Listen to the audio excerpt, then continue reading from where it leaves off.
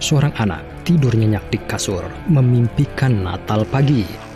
Apa yang tidak terdengar saat mereka tidur adalah suara SCP-4666 menyelinap ke kamar.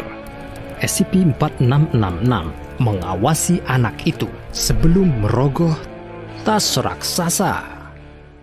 Hai, saya Dr. Bob dan ini SCP-4666, juga dikenal sebagai manusia Natal. SCP-4666 dianggap sebagai entitas humanoid tunggal tetapi telah hidup untuk waktu yang sangat lama.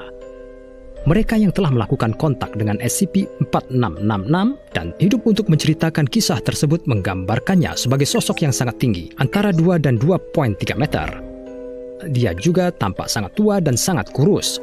Dia selalu muncul tanpa pakaian, bahkan saat cuaca di bawah titik beku, dan akan sangat dingin bagi manusia normal untuk bertahan hidup. Meskipun sejauh mana sifat anomalinya masih belum diketahui, SCP-4666 tampaknya dapat melakukan perjalanan secara instan ke lokasi manapun di bumi di atas garis lintang utara ke-40, dan mungkin sebenarnya dapat melakukan perjalanan kemanapun di planet ini. Pertemuan dengan SCP-4666 hanya dilaporkan selama waktu yang sangat spesifik dalam setahun, periode 12 malam yang berlangsung dari malam tanggal 21 Desember hingga pagi hari, tanggal 2 Januari. Periode ini dikenal sebagai fase aktif SCP-4666 dan pertemuan dengan makhluk humanoid anomali disebut peristiwa Wisnah. Selama acara ini, SCP-4666 muncul di tempat tinggal keluarga yang sejauh ini memiliki beberapa kesamaan. Pertama, mereka semua terisolir di daerah pedesaan. Kedua, mereka berada di lokasi dengan salju yang menutupi area selama acara berlangsung. Dan ketiga, mereka semua rumah bagi sebuah keluarga dengan setidaknya satu anak di bawah usia 8 tahun. Di tempat yang cocok dengan semua karakteristik tersebut, peristiwa Wisnach terkadang terjadi dan selalu mengikuti perkembangan dasar yang sama. Selama 7 malam pertama, anak-anak akan melaporkan melihat sosok aneh di sekitar rumah. Entitas tersebut akan tampak mengawasi rumah dari kejauhan, seperti dari seberang lapangan atau dari tepi hutan terdekat. Beberapa anak bahkan melaporkan bangun di malam hari dan mendapati SCP-4666 mengawasi mereka tidur di jendela. Pada malam 8-11, anggota keluarga lainnya akan melaporkan mengangkut entitas, seperti langkah kaki di atap atau di loteng. Bau yang tidak sedap juga akan mulai tercium di dalam rumah, tetapi sumber bau tidak ditemukan. Kejadian aneh ini sering membuat keluarga berpikir bahwa rumah mereka mungkin berhantu atau mereka diteror oleh orang gila. Akhirnya, pada malam ke-12, salah satu dari 2 skenario dapat terjadi. Yang pertama, yang terjadi kira-kira 15% dari tempo waktu, keluarga sering melaporkan bahwa mereka mendengar langkah kaki pada malam hari di dalam rumah mereka, tetapi tidak pernah ada tanda-tanda dobrak paksa seperti jendela atau pintu pecah. Di pagi hari, anak-anak menemukan mainan yang dibuat dengan kasar di bawah tempat tidur mereka. Yang beruntung, ini adalah akhir dari acara Wisnach untuk mereka. Sekitar 85% yang mengalami skenario lain dianggap kurang beruntung. Dalam sebagian besar kasus, malam ke-12 adalah pengalaman yang mengerikan. SCP-4666 masih memasuki rumah pada malam terakhir. Tetapi alih-alih meninggalkan hadiah untuk anak-anak, ia melumpuhkan keluarga dan memindahkan mereka semua ke satu ruangan, di mana ia melanjutkan membunuh mereka satu persatu disaksikan sisa keluarga. Metode pembunuhan bervariasi, tetapi hampir selalu ada elemen penyiksaan yang terjadi sebelum mereka akhirnya dibunuh, dan penyiksaan ini mungkin memiliki tujuan ritualistik. Seluruh keluarga dibunuh, kecuali salah satu anak yang berusia di bawah 8 tahun. Anak ini dimasukkan ke dalam tas raksasa yang dibawa SCP-4666.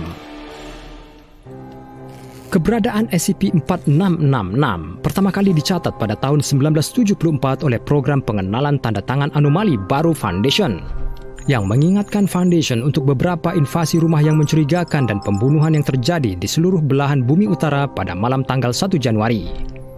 Peneliti lebih lanjut menemukan bukti yang kemungkinan besar peristiwa Westnatch lainnya setiap tahun sejak akhir abad ke-18. Dengan rata-rata ada lebih dari 3 peristiwa per tahun.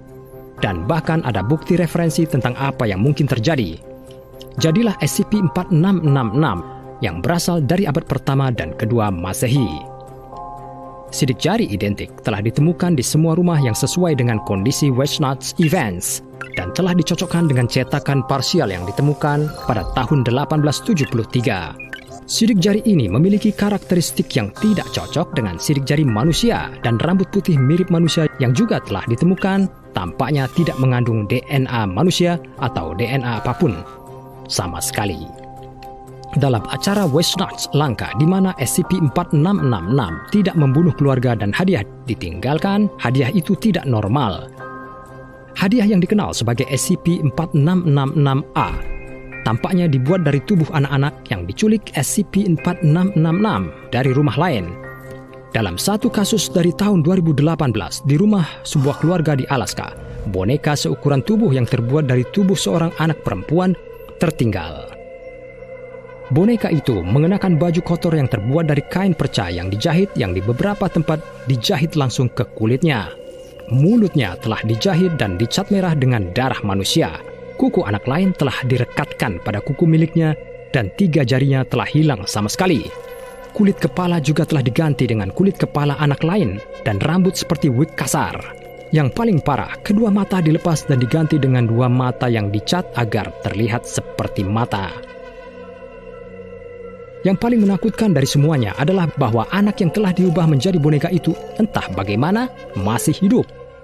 Pihak berwenang membawa gadis itu ke rumah sakit di mana dia bisa memberikan wawancara singkat. Dia menjelaskan bahwa pria yang menculiknya telah membunuh orang tuanya sebelum memasukkannya ke dalam tas raksasa di mana ada anak-anak lain juga. SCP-4666 membawa anak-anak ke suatu tempat jauh di bawah bumi dalam sistem gua yang penuh dengan es dan tulang. Di sana mereka dipaksa untuk membuat mainan kasar sampai tidak bisa dipakai lagi, sampai akhirnya mereka menjadi mainan. Gadis ini dikenal sebagai Ekaterina Morozova, telah diculik 2 tahun sebelumnya dalam acara Westnatch yang terkenal. Dia bertahan hanya 18 jam setelah ditemukan.